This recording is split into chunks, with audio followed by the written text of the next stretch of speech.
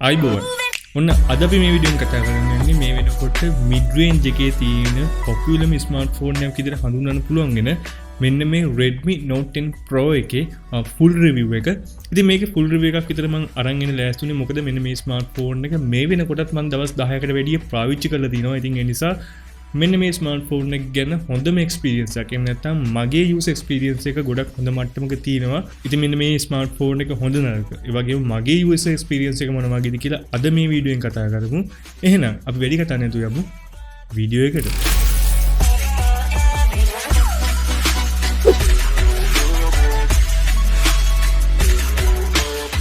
මුලින්ම මෙන්න මේ ස්මාර්ට්ෆෝන් එකේ මේගොල්ලගේ මේන් සෙලින් පොයින්ට් එකක් විතර හඳුන්වන්න පුළුවන් දෙයක් තමයි මේකලගේ දින මේ ඩිස්ප්ලේ එක. ඉතින් මෙන්න මේ ස්මාර්ට්ෆෝන් එක අඟල් 6.67ක AMOLED ඩිස්ප්ලේ එකක් බලා ගන්න පුළුවන් වෙනවා 120 Hz refresh rate එකක් තියෙන. ඉතින් මෙන්න මේ වගේ price range එකේ ඇත්තටම සතුටු වෙන්න ඕනි 120 Hz refresh rate එකක් තියෙන ඩිස්ප්ලේ එකක් දුන්න එකට. මොකද මේකේ 120 Hz refresh rate එක තියෙන ඉඳන් මේකේ software එකේ smoothness එක ඒ වගේම gaming smoothness එක ගොඩක්ම හොඳයි. ඉතින් 120 Hz refresh rate එකක් තියෙනවා කියන්නේ ගොඩක් හොඳම smooth එකක් බලා ගන්න පුළුවන්. ඒ වගේම මෙන්න මේ ෆෝන් එක අපි අතර ගත්තම තියෙන්නේ සාමාන්‍යයෙන් normal color එකක් විතරයි. ඉතින් ඒ නිසා වාට මේකේ හරිම AMOLED color එක බලා ගන්න නම් මේකේ ඩිස්ප්ලේ එකට ගිහිල්ලා කලර් යටතේ ඔයාට අනිවාර්යයෙන්ම සැචුරේට් කලර් වලට මාරු වෙන්න වෙනවා. හැබැයි මේකේ සැචුරේට් කලර් වලට මාරු වුණාම පොඩ්ඩක් විතර අපිට කලර්ස් වැඩි වගේ දැනෙනවා. ඉතින් මං හිතන විදිහට මේකේ හරිම කලර්ස් අපිට බලා ගන්න හම්බ වෙන්නේ නැහැ. ඉතින් ඒක අපි ඔටෝ දැම්මත්, ස්ටෑන්ඩ් දැම්මත් සහ සැචුරේට් දැම්මත් හරිම කලර් එක අපිට බලා ගන්න හම්බ වෙන්නේ නැහැ මේ ඩිස්ප්ලේ එකේ. කොහොම වුණත් මේකේ තියෙන ඩාර්ක් මෝඩ් එක පාවිච්චි කරලා ගොඩක් හොඳ මට්ටමේ බැටරි ලෙවල් එකක් තියාගන්නත් මට මෙන්න මේ ස්මාර්ට්ෆෝන් එකේ හැකියාවක් හම්බුණා. ඉතින් ඒ නිසා මෙන්න මේ ප්‍රයිස් රේන්ජ් එකේ ගොඩක් හොඳ මට්ටමේ ඩිස්ප්ලේ එකක්. එහෙම නැත්නම් බැටරි එක ඔප්ටිමයිස් කරපු ඩිස්ප්ලේ එකක් විදිහට මෙන්න මේ Redmi Note 10 Pro එක හඳුන්වන්න පුළුවන් වෙනවා. ඒ වගේම මම මෙන්න මේ ස්මාර්ට්ෆෝන් එක මේ වෙනකොටත් අප්ඩේට් කරලා තියෙන ලේටස්ට්ම version එක. ඉතින් ඒ නිසා මේකේ තිබ්බ bugs ඒ වගේම මේකේ තිබ්බ හැම issue එකක්ම ගොඩක් හොඳට මේගොල්ලෝ ඔප්ටිමයිස් කරලා තියෙන අලුත් ලේටස්ට්ම අප්ඩේට් එකකින් හින්දා. ඉතින් ඒ නිසා මෙන්න මේකේ software එකේ smoothness එකත් ඒ සහ මේකේ multitasking වලටත් ගොඩක් හොඳ මට්ටමේ performance එකක් මට බලා ගන්න පුළුවන් වුණා. විශේෂයෙන්ම අප්ඩේට් කරන කලින් තිබ්බ multitasking වගේ දේවල් ගොඩක් හොඳ මට්ටමක තියෙනවා සහ apps කීපයක් එකවර run කරගන්නත් මේකේ හැකියාවක් තියෙනවා. මොකද මේකේ RAM management එකත් ගොඩක්ම හොඳයි. ඒ වගේම RAM එක අපිට 6GB තියෙන්නේ 64GB සහ 128GB විදිහට ROM එක තියෙනවා. ඉතින් කොහොම වුණත් මෙන්න මේ ස්මාර්ට්ෆෝන් එක MRP එක රුපියල් 55000කට වගේ තිබ්බට මේ වෙනකොට ලංකාවේ රුපියල් 62000කට 65000කට වගේ සමහර ෂොප් වල අවైలබල් වෙනවා. ඉතින් මම දරස් එක වගේ දැක්කා මේකේ 64GB version එක රුපියල් 62000කට ආසන්න වශයෙන් රුපියල් 63000කට අවైలබල් වෙනවා. ඉතින් ඒ අතින් ගත්තොත් මේකේ MRP එකට වැඩි විකුණන ගැන නම් ඇත්තටම කම්ප්ලේන් කරන්න ඕනි Xiaomi කම්පැනි එකට. ඒ වගේම මේක MIUI 12.5 version එකෙන් පස්සේ මෙන්න මේකේ ads play වෙන එකත් මට ගොඩක් හොඳ මට්ටමක නවත්වන්න පුළුවන් වුණා. මොකද ads එක play වෙන්නේ නැති තරම ළමයි මෙන්න මේ ස්මාර්ට්ෆෝන් එක බලා ගන්න පුළුවන් වුණේ. මොකද සමහර Xiaomi ස්මාර්ට්ෆෝන් වල හැමතැනම ads play වෙනවා. ඉතින් ඒක ඇත්තටම හොඳ දෙයක්. මොකද මේ ස්මාර්ට්ෆෝන් එකේ ads play වෙන්නේ නැහැ සහ මේක ගොඩක් හොඳ මට්ටම live wallpaper පවා අපිට බලා ගන්න පුළුවන් වුණා. ඉතින් ඒව දාලා ඔයාගේ ෆෝන් එක ගොඩක් හොඳ ලස්සනට තියාගන්නත් හැකියාව තියෙනවා. ඒ වගේම මේක අපිට බලා ගන්න පුළුවන් වෙනවා මේ වෙනකොට mid range එකේ තියෙන powerful chipset එකක් විදිහට Snapdragon 732G chipset එක. ඉතින් මෙන්න මේ chipset එක mid range එකේ තියෙන ගොඩක් හොඳ මට්ටමේ chipset එකක්. ඒ වගේම ගොඩක් හොඳට perform කරනවා සහ gaming වලටත් ගොඩක්ම හොඳයි. මම මේ වෙනකොට games කීපයක් මේ ෆෝන් එකේ play කරලා බැලුවා. ගොඩක් හොඳම performance එකක් මට මේ ෆෝන් එකේ බලා ගන්න පුළුවන් වුණා. විශේෂයෙන්ම PUBG game එක, ඒ වගේම Free Fire game එක සහ COD mobile game එක වගේ මෙන්න මේ smartphone එකේ play කරලා බැලුවා. ඉතින් මට ඇත්තටම කිසිම issue එකක් සහ කිසිම lag එකක් මෙන්න මේ ස්මාර්ට්ෆෝන් එක බලා ගන්න හම්බුනේ නැහැ. හැබැයි මෙන්න මේ ස්මාර්ට්ෆෝන් එක නෙවෙයි මේ වෙනකොට මාකට් එකේ මෙන්න මේ ප්‍රයිස් රේන්ජ් එකේ තියෙන ස්පීඩ්ම ස්මාර්ට්ෆෝන් එක. ඉතින් ඔයා මේ වෙනකොට Poco X3 NFC එක පාවිච්චි කරනවා නම් මං හිතන්නේ ඔයා ඒ ෆෝන් එක විකුණලා මෙන්න මේ ෆෝන් එක ගන්න එක ගොඩක් හොඳයි කියලා. ඔයා ගොඩක් හොඳ මට්ටමේ ගේම්ස් ගහන්න බලාපොරොත්තු වෙනවා. මොකද සමහර රිවිව්ස් වල තියෙනවා ඒ ෆෝන් එක මේ ෆෝන් එකකට වඩා ගොඩක් හොඳට perform කරනවා සහ මෙන්න මේ ප්‍රයිස් රේන්ජ් එකේ අනිත් ස්මාර්ට්ෆෝන් එක බැලුවම ඒ ස්මාර්ට්ෆෝන් මෙන්න මේ ස්මාර්ට්ෆෝන් එකට වැඩිය perform කරනවා. ඉතින් ගත්තම මේකේ performance මං කියන්නේ හොඳම නැහැ කියලා. මේක performance හොඳයි. හැබැයි මේකට වඩා හොඳට perform කරන ෆෝන්ස් මේ ප්‍රයිස් රේන්ජ් එක අපිට බලා ගන්න පුළුවන්. ඊළඟට මෙන්න මේ ස්මාර්ට්ෆෝන් එකේ බැටරිය ගැන කතා කරද්දී ඇත්තටම මට මෙන්න මේ ස්මාර්ට්ෆෝන් එක ගොඩක් හොඳ මට්ටමේ බැටරි ලෙවල් එකක් එහෙම නැත්නම් බැටරි ලයිෆ් එකක් බලා ගන්න පුළුවන් වුණා. ඉතින් මෙන්න මේ ස්මාර්ට්ෆෝන් එක මම පාවිච්චි කරේ ඩාර්ක් මෝඩ් එක දාලා. ඉතින් ඩාර්ක් මෝඩ් එක දාලා පාවිච්චි කරද්දී මේ ෆෝන් එකේ බැටරි ලයිෆ් එක මට ගොඩක් හොඳ මට්ටමේ පාවිච්චි කරගන්න පුළුවන් වුණා. විශේෂයෙන්ම මෙන්න මේක මම දවස් 2කට වැඩි පාවිච්චි කරා. මොකද මම සාමාන්‍යයෙන් ෆෝන් එකක් හાર્ඩ් යූස් කරන්නේ මගේ ප්‍රයිමරි ඩිවයිස් එක උනත්. ඉතින් ඒ අතින් ගත්තාම මේක ගොඩක් හොඳ මට්ටමේ බැටරි ලයිෆ් එක ඔයාලා තියාගන්න පුළුවන්. සාමාන්‍යව හෙවි ගේම කෙනෙක් වුණත් කිසි අවුලක් නැතුව ආට පැය 10ක් පැය 12ක් අතරද මෙන්න මේ ස්මාර්ට්ෆෝන් එකේ ගේම්ස් කරගන්න පුළුවන් වෙනවා. ඒ වගේ මෙන්න මේ ස්මාර්ට්ෆෝන් එකේ ෆාස්ට් චාර්ජින් සිස්ටම් එක ගැන කතා කරත් මේ ෆෝන් එක අපිට බලා ගන්න පුළුවන් වෙනවා 33 watt ෆාස්ට් චාර්ජින් එකක්. ඉතින් මෙන්න මේ ෆෝන් එක මම charge කරා සාමාන්‍යයෙන් මම 0 වෙනකම්ම ඉන්නේ ෆෝන් එක charge කරන්න. මම මේකේ 115ත් 120ත් අතර තමයි මෙන්න මේ ස්මාර්ට්ෆෝන් එක charge කරන්නේ. ඉතින් අන්න ඒ percentage එකේ තියාගෙන මම මේක full charge කරගන්න මට විනාඩි 75ක් විතර ගියා. ආසන්න වශයෙන් 115 ඉඳන් 100ක් යනකම් මට මෙන්න මේ ස්මාර්ට්ෆෝන් එක විනාඩි 75ක් ගියා මේ ෆෝන් එක full charge කරගන්න.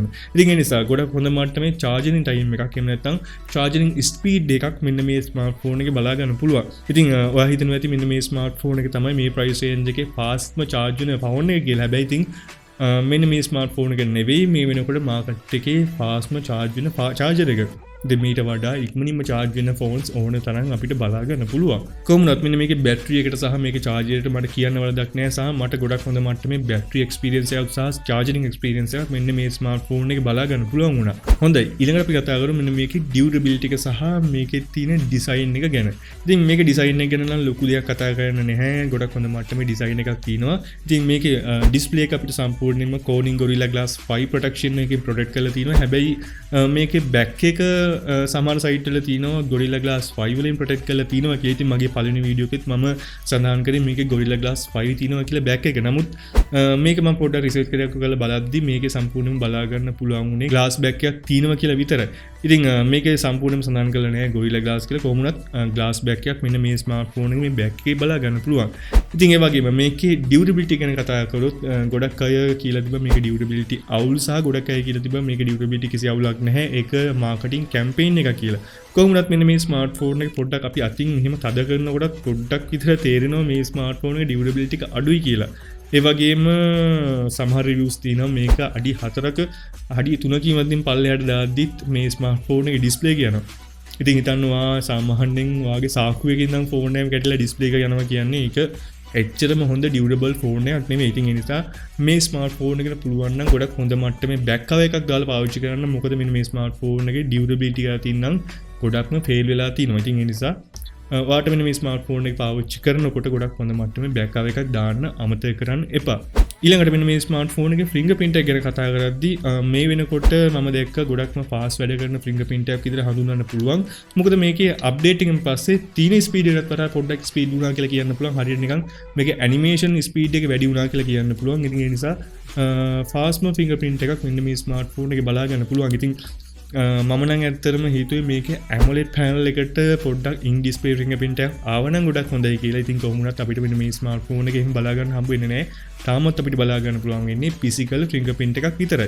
ඒ වගේම මෙන්න මේකේ IR blaster ගැන කතා කරද්දී ඇත්තටම මට මේ ගෙදර තියෙන කිසිම device එකක් මෙන්න මේ IR blaster එකත් එක්ක connect කරගන්න බැරි වුණා. ඉතින් මගේ ළඟ තියෙන කැමරා එක, ඒ වගේම ගෙදර තියෙන TV එක, ඒ වගේම ගෙදර තියෙන DVD player එක පවා මෙන්න මේ ස්මාර්ට්ෆෝන් එකෙන් connect කරගන්න බැලුවා. හැබැයි ඉතින් මට මෙන්න මේ ස්මාර්ට්ෆෝන් එකේ ඒ කිසිම එකක් හරියට කනෙක්ට් කරගන්න බැරි වුණා. ඉතින් TV එක පවා කනෙක්ට් කරගත්තට පස්සේ මේකේ වොලියුම් එක වැඩි කරද්දී TV එකේ මෙනු එක සහ එක දේවල් ලැබෙනවා. ඉතින් ඒක අතින් ගත්තොත් මෙන්න මේ ස්මාර්ට්ෆෝන් එක IR blaster එක ගොඩක් හොඳ මට්ටමක තියෙනවා කියලා කියන්න බෑ. ඒ වගේ මෙන්න මේ ස්මාර්ට්ෆෝන් එකේ සතුරු වෙන්න පුළුවන් අනිත් දේ තමයි මෙන්න මේ ස්මාර්ට්ෆෝන් එකේ sound setup එක. ඉතින් මේක අපිට බලා ගන්න පුළුවන් වෙනවා dual sound setup එකක්. ඒ කියන්නේ යටට පැත්තෙත් උඩට පැත්තෙත් අපිට dual stereo sound setup එකක් බලා ගන්න පුළුවන්. ඉතින් මේකේ යටට පැත්තට වඩා ටිකක් අඩුවෙන් තමයි මේකේ උඩට පැත්තෙන් sound ඇහෙන්නේ. ඉතින් ඒ වුණාට ගොඩක් හොඳ මට්ටමේ sound experience එකක් මට මෙන්න මේ ස්මාර්ට්ෆෝන් experience කරගන්න පුළුවන් වුණා. ඒ වගේම 3.5mm audio port එකක් තියෙන නිසා ගොඩක් හොඳ මට්ටමේ මල්ටිමීඩියා එහෙම නැත්නම් ඉන්ටර්නෙට් වලට ගොඩක් ඔයා කැමති නම් විශේෂයෙන්ම මූවි එකක් බලනවනම් ඒ වගේම ඔයා ගොඩක් YouTube එකේ සින්දු අහන්න කැමති නම් මෙන්න මේ ස්මාර්ට්ෆෝන් එක ගොඩක් හොඳයි. ඉතින් එයාටින් ගත්තම මෙන්න මේ ස්මාර්ට්ෆෝන් එකේ මෙන්න මෙයාගේ ප්‍රයිස් රේන්ජ් එකට ගන්න පුළුවන් ගොඩක් හොඳම මට්ටමේ ෆීචර්ස් තමයි මෙන්න මේ ස්මාර්ට්ෆෝන් එකේ බලා ගන්න පුළුවන් වෙන්නේ. ඉතින් ඊළඟට අපි කතා කරමු මෙන්න මේ ස්මාර්ට්ෆෝන් එකේ තවත් මේන් හයිලයිට් පොයින්ට් එකක් වෙන මෙන්න මේකේ කැමරා සෙටප් එක ගැන. ඉතින් මේක අපිට බලා ගන්න පුළුවන් වෙනවා quad කැමරා සෙටප් එක. මේක මෙගාපික්සල් 108ක වයිඩ් කැමරා එකක් තියෙනවා. ඒ වගේම 8 මෙගාපික්සල් අල්ට්‍රා වයිඩ් කැමරා එකක්, 5 මෙගාපික්සල් මැක්‍රෝ කැමරා එකක් සහ තවත් 2 මෙගාපික්සල් ඩෙප්ත් කැමරා එකක් මේකේ බලා ගන්න පුළුවන්. ඒ වගේම 16 මෙගාපික්සල් සෙල්ෆි කැමරාවකුත් මෙන්න මේකේ අපිට බලා ගන්න පුළුවන්. ඉතින් මෙන්න මේ ස්මාර්ට්ෆෝන් එකේ කැමරා එක ගැන මම ලොකුවට මෙන්න මේ රිවිව් එක කතා කරන්නේ නැහැ. මොකද මම මේ ස්මාර්ට්ෆෝන් එකේ කැමරා රිවිව් එකක් මේ වෙනකොට දාලා තියෙනවා. ඉතින් ඒ නිසා ඔයාලට පුළුවන් මෙන්න මේ උඩ තියෙන ලින්ක් එක ක්ලික් කරලා මේකේ කැමරා රිවිව් එක මොන වගේද කියලා බලන්න. ඉතින් මම ඔයාලට ඒකේ පොරොන්දු වුණා මෙන්න මේ ස්මාර්ට්ෆෝන් එකේ GCAM එක ඩවුන්ලෝඩ් කරලා මෙන්න මේ GCAM එකේ තියෙන ෆොටෝ සහ මෙන්න මේකේ ස්ටොක් කැමරා එකේ ෆොටෝස් වල පොඩි කම්පෙයාර් එකක් අරන් එනවා කියලා. ඉතින් මම හිතුවා මෙන්න මේ වීඩියෝ එකට ඒක අරන් එන්න ඕනි කියලා. මොකද මේකේ තියෙන ස්ටොක් කැම් එකට වඩා මේකේ තියෙන GCAM එක ගොඩක් හොඳ මට්ටමේ ඩයිනමික් රේන්ජ් එකක් සහ ගොඩක් හොඳ මට්ටමේ කලර්ස් ඒ වගේම නැචරල් කලර් බලා ගන්න පුළුවන් වුණා. ඒ වගේම විශේෂම දේ තමයි මෙන්න මේකේ මැක්‍රෝ කැමරා එකේ ස්ටොක් කැම් එකේ අපිට ඔබ්ජෙක්ට් එකට ගොඩක් ලොකුවට ලං වෙන්න බෑ. නමුත් මේකේ GCAM එක පාවිච්චි කරලා අපිට ඔබ්ජෙක්ට් එකට ගොඩක් හොඳට ලයින් වෙලා ගොඩක් හොඳම ක්ලෝස් අප් ෆොටෝ එකක් ගන්න පුළුවන් මේකේ මැක්‍රෝ කැමරා එකේ. ඉතින් ඒක මම හිතනවා ගොඩක් හොඳම ප්ලස් පොයින්ට් එක මේක GCAM එකට මැක්‍රෝ කැමරාවෙන් අපිට ඔබ්ජෙක්ට් එකට ගොඩක් හොඳට ලං වෙන්න තියෙන එක. ඉතින් ඒ නිසා මම හිතනවා මේකේ මැක්‍රෝ කැමරාවෙන් ගොඩක් ලොකු වැඩක් කරගන්න පුළුවන් GCAM එක පාවිච්චි කරොත්. ඉතින් මම ලින්ක් එක දාලා තියෙනවා GCAM එක. ඔයාලට කැමති නම් මේකේ GCAM එක ඩවුන්ලෝඩ් කරගන්න පුළුවන්.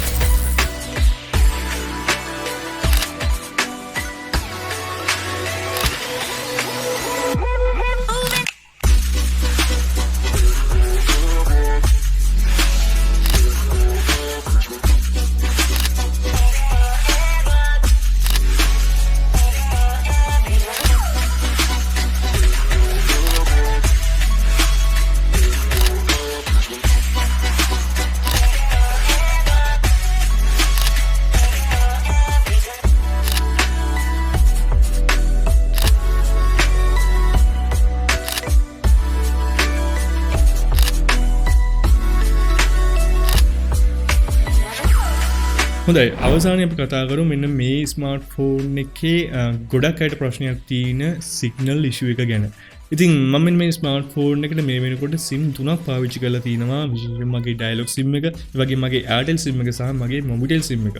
ඉතින් ඩයලොග් SIM එක ගැන නම් කතා කරන්න දෙයක් නැහැ. එතන මගේ ඒරියා එකට සිග්නල් අඩුයි සහ මේ ස්මාර්ට්ෆෝන් එකට සිග්නල් හරියට ආවේ නැහැ.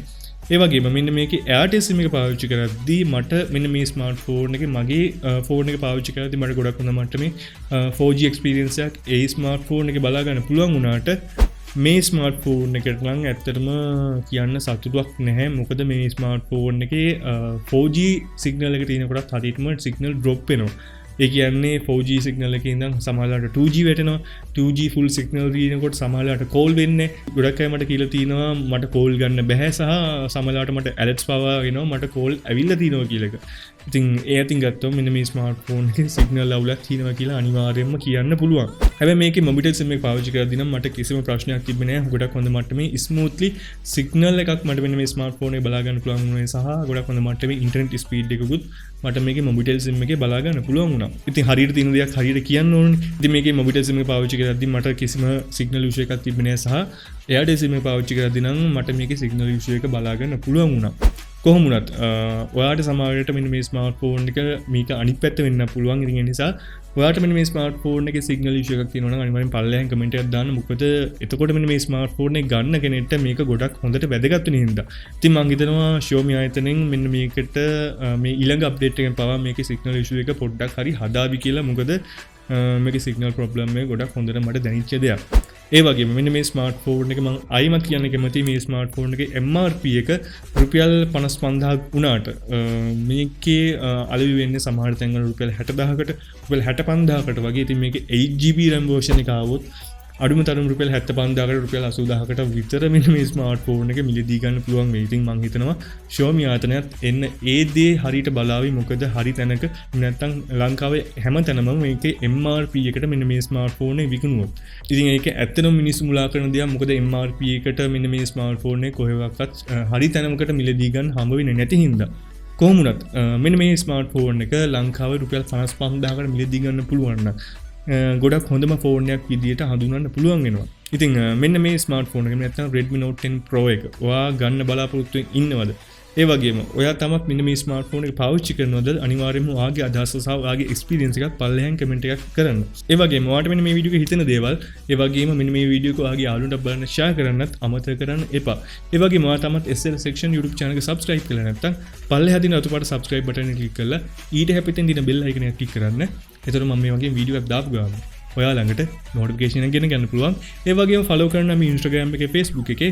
ඉතින් මේ වීඩියෝ එක බලුවට ඔයාලට ගොඩක් ස්තුතියි. ඉතින් මේ වගේම තවත් වීඩියෝ එකකින් අපි ඉක්මනටම හම්බ වෙමු.